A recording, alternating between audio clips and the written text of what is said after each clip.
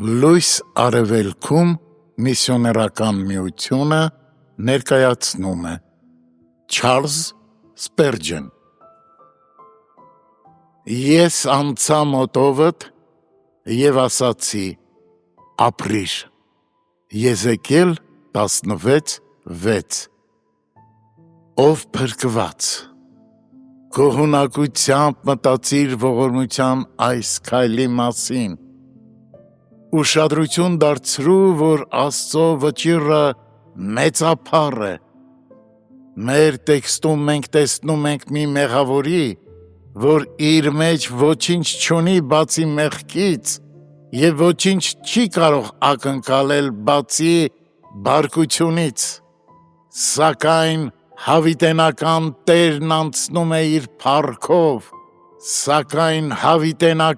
Տերն անցնում է իր փառքով, կանգ է առնում նրա մոտ, նայում է նրան և արտասանում է այս կարճ, բայց թագավորական վճիռը. ապրիր։ Այսպես միայն Աստված է արտահայտվում։ Բացի նրանից, ով կարող էր համարձակվել, որոշել կյանքի հարցը և շնորհել այդ ընդամենը մեկ խոսքով։ Այնուհետև Աստծո վճիռը բազմաբնույթ է։ Երբ նա ասում է ապրիր, դա իր մեջ շատ բաներ է ներառում։ Այն ներառում է իրավական կյանքը։ Մեղավորը պատրաստ է կրելու իր դատապարտությունը, սակայն ամենազոր Աստված հայտարարում է. ապրիր, և նա ոտքի է կանգնում ներված և ազատված։ Այն ներառում է հոգևոր կյանքը։ Մենք չէինք ճանաչում Հիսուսին, մեր աչքերը չէին տեսնում Քրիստոսին և մեր ականջները չէին լսում նրա ձայնը, սակայն Տերն ասաց. ապրիր, և մենք, որ մեռած էինք մեղքերի և հանցանքների մեջ, կենդանություն առանք։ Ավելին, այն ներառում է նաև փառքի կյանքը, որը հոգևոր կյանքի կատարելությունն է։ Ես ասացի ապրիր, և այդ խոսքն ուղեկցվում է մեզ մեր կյանքի բոլոր տարիների ընթացքում, մինչև մահը կայցելի մեզ և մահվան ստվերների միջից դեռևս կլսվի Տիրոջ ձայնը. ապրիր։ Այնուհետև հարության արշալույսին միևնույն ձայնը կարձագանքի հրեշտակապետի կողմից. ապրիր։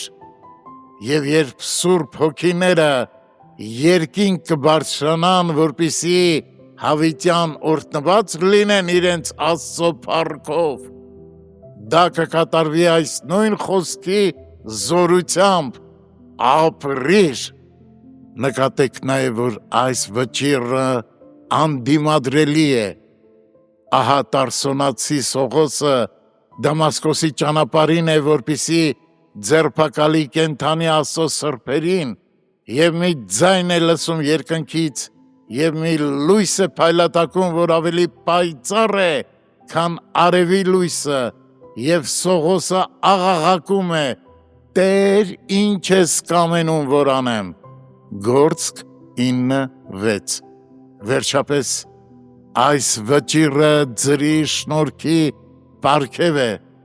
Երբ մեղավորները փրկվում են, դա միայն և բացառապես այն պատճառով է, որ Աստված է ցանկանում փառավորել իր ձրի և ինքնիշխան շնորհքը։ Ով քրիստոնյաներ, դուք շնորհքին եք պարտական ձեր փրկության համար։ Այսպիսին է ձեր կարգավիճակը, ուստի արտահայտեք ձեր երախտագիտությունը ազնիվ և քրիստոնյա վայել կյանք ապրելով։